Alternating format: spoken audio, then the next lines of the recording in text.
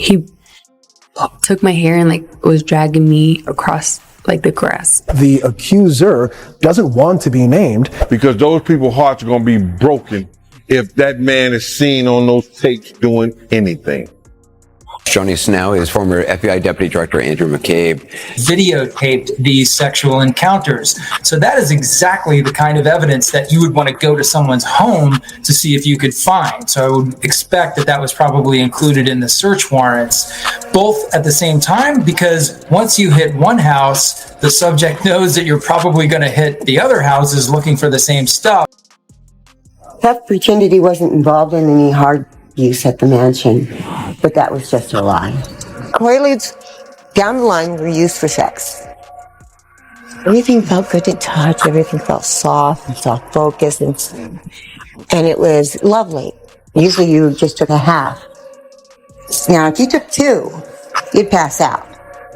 It was such a seduction, and the men knew this, that they could get girls to do just about anything they wanted if they gave them a Quaalude.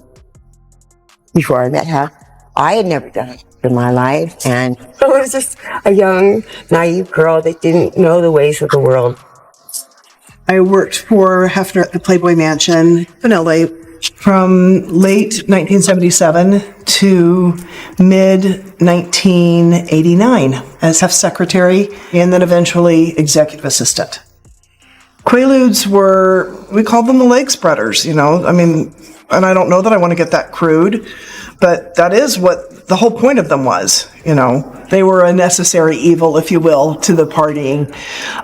We would have prescriptions in some of our names. There were prescriptions in Sandra's name and Hef's name and my name. There was a prescription in Mary's name. We kept a desk calendar that just would say, you know, Lisa's Q or Hef's Q or Sandra's Q. That enabled certainly 4 and sometimes 5 different prescriptions for the same medication to feed the machine. Federal agents are thoroughly investigating Diddy's life in relation to serious allegations, and they've uncovered an unexpected finding in the tunnels linked to his mansion. But you may not believe what went on under it. Playboy magazine reports it has just discovered blueprints for a network of tunnels beneath the mansion that supposedly led to the homes of Jack Nicholson, Warren Beatty, James Caan, and Kirk Douglas. Now dig this. A photo from the late 70s allegedly showing an excavation in progress beneath the mansion. And this one shows the newly discovered tunnel plans. Check out the bunny logo on the plywood wall. Best of all, the blueprint. It says this tunnel leads to James Caan's house. This one to Jack Nicholson's. This one to Kirk Douglas's. And this one goes all the way to Warren Beatty's house. Federal agents uncovered more than anticipated during the raid on Diddy's Los Angeles mansion, bringing more high-profile Hollywood figures into the limelight. The search was initiated after an anonymous tip suggested Diddy's involvement in questionable activities. Despite efforts from his staff to obstruct the investigation, agents pressed forward, eventually reaching his private quarters. There, they discovered a startling find: a concealed underground tunnel. Reports suggest this tunnel connects to other celebrity estates, including the renowned Michael Jackson estate. The discovery sparked a wave of speculation online, with some theorizing that the tunnel might even lead to the Playboy Mansion, a site long rumored to contain secret passageways and known for its lavish parties, much like Diddy's. I'm not entertained, none of this nonsense, and nothing over the phone. I'm gonna need you to get rid of all the leftover pizza boxes. The what? All the boxes left over for the pizza. All the boxes, okay? Make sure you recycle the plastic like we talked about. One journalist even suggested that the tunnel could serve as an underwater passage, possibly leading to a concealed grotto. What did you know that was going on in the world of Diddy, Puff Daddy, P. Diddy, that the world didn't know? What did you know back then, 3-4 years ago? That gonna come forward. If I explain how I knew, that could hurt some people. Which is why the last time I sat on this blue couch, I said what I said. And congratulations, Young Miami. Congratulations, Young Miami. Run as fast as Cassie did. Run as fast as Cassie did. You did say that. It was a bar. You said it. Now I'll put it to you this way: there are mutual acquaintances between her and I, and that's as far as I can go. Okay. When you, I don't talk to her, but I speak to her. did you get a chance to see her indictment? What she claimed happened? Oh no, I reviewed Okay. all the files, and everything that she said is everything that I said 3.5 years ago. Exactly what I said it was. Were you surprised about anything that came in? No. Since Diddy's arrest on September 16th, the investigation has continued to intensify, even as he steadfastly denies all allegations. Despite increasing evidence presented in court, Diddy maintained a calm demeanor and even smiled, though the mounting controversy suggests there may be more to the situation than he is letting on. Sources have highlighted cryptic comments Diddy made about recycling and plastics, which are now believed to be subtle references to illicit activities. It's not one celebrity that he hung with is speaking up for him. Snoop and Puffy was so close. Closer than most. Really? They would do things together and party together, do things that it was uncomfortable for two men to be that way. Martin, Trey, Russell Simmons, you know. You think everybody knew who Puffy did.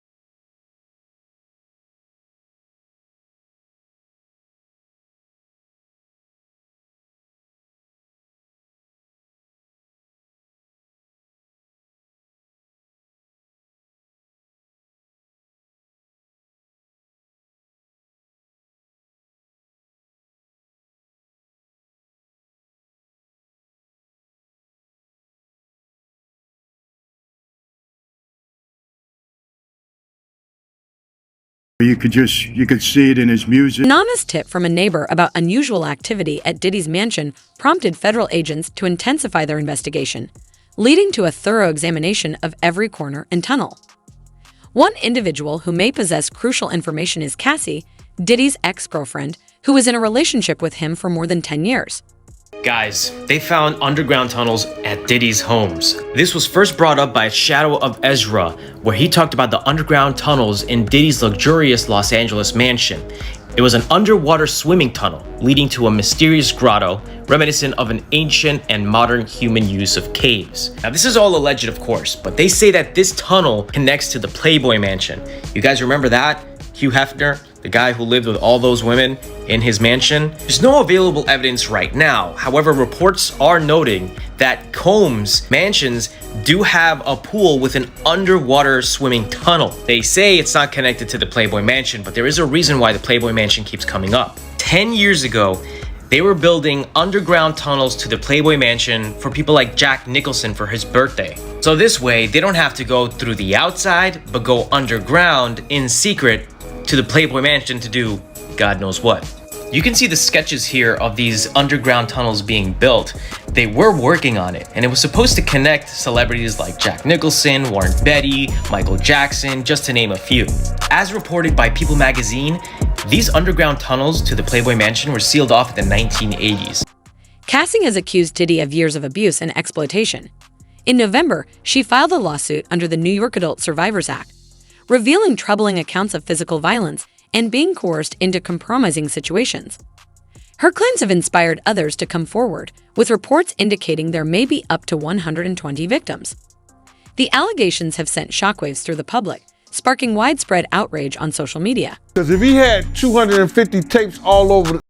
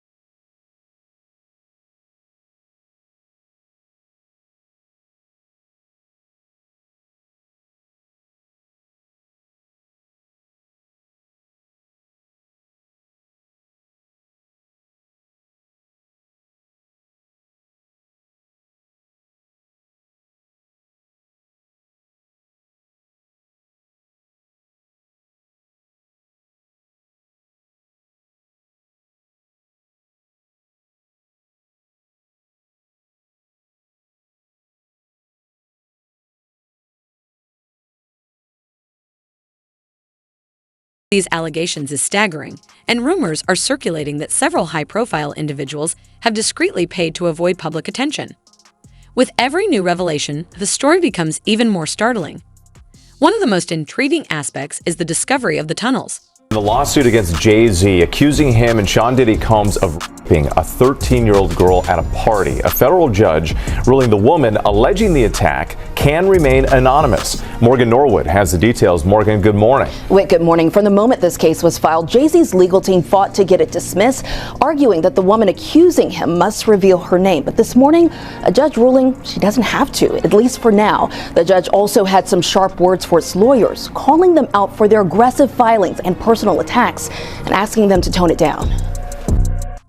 The district attorney's firm position underscores a clear commitment to holding Diddy accountable, regardless of how deeply his actions may be embedded in the music industry's culture. The raid on Diddy's properties uncovered disturbing evidence that bolstered the prosecution's case. Authorities allegedly seized firearms and electronic devices, which are said to contain photos and videos from his infamous parties, often dubbed freak-offs. Yeah, I said it, we are. This is not just that this story is a lie and that it's not true. It's provably, demonstrably false. This never happened. In times when someone is accused of a crime like this, the accuser doesn't want to be named, and if they are forced to be named, we have seen certain people decide to drop the lawsuit altogether. And just this morning, Tony Busby, the lawyer representing Jay-Z and Diddy's accuser, releasing a statement to ABC News, writing, "I will say that the coordinated and desperate efforts to attack me as counsel for alleged victims are falling flat. We won't be bullied or intimidated." In a surprising twist, authorities reportedly found over 1,000 bottles of lubricant and baby oil during the raid, raising concerns about the organized nature of the gatherings.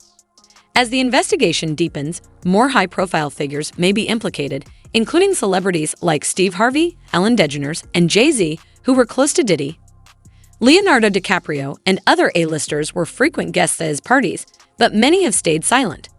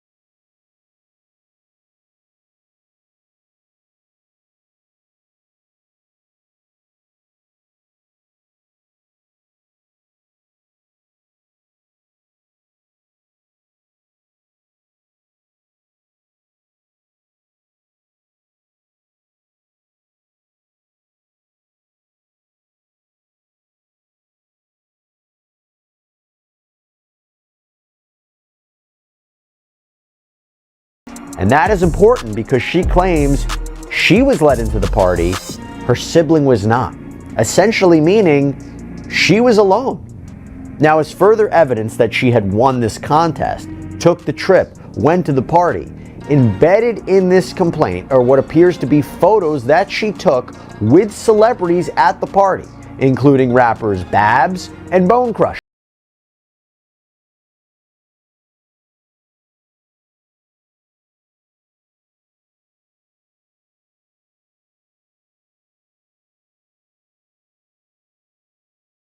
Waitresses. After less than 2 pre-made drinks provided by the waitresses, plaintiff began to feel sick and tried to go to the restroom. By the way, this echoes what we have seen before with other allegations of Sean Combs. The allegation that he had sexually assaulted a 13-year-old girl, by the way, back in 2000 at a VMA's after party. I believe in that complaint, it was that she had just taken a drink that was being offered and all of a sudden began to get sick. Moving on. The next memory plaintiff has is a waking at St. Vincent's Medical Center of New York. Photographs of the statement of account from that medical center and a hospital ID band, again, appear to be embedded in the complaint as well. It goes on. Plaintiff has no memory or no recollection on how she ended up at the hospital. When plaintiff regained consciousness at the hospital, she noticed her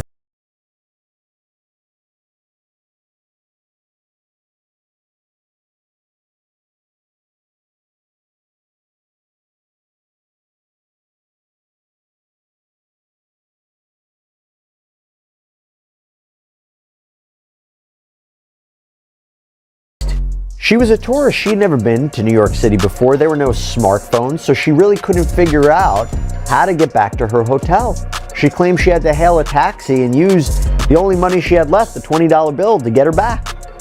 The complaint goes on.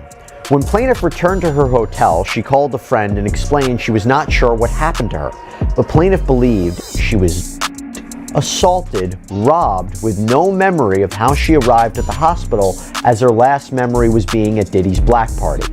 And then she claims she ends up flying back home.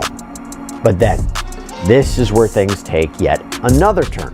The complaint reads, the day after plaintiff returned home from New York, she received a call from a New York area code with an anonymous female caller. I got 2 questions. One, Clive Davis. His name has been thrown around a lot now, and he's not speaking out. I know some people that know Clive, and I think he's got concerns. Now, he's a powerful guy, no question about it. But did you ever hear anything about him? They will come when we will name names other than Sean Combs, and there's a lot of names. It's a long list already. And of course, I already know who some of these individuals are, but because of the nature of this case, we're going to make damn sure that we're right before we do that.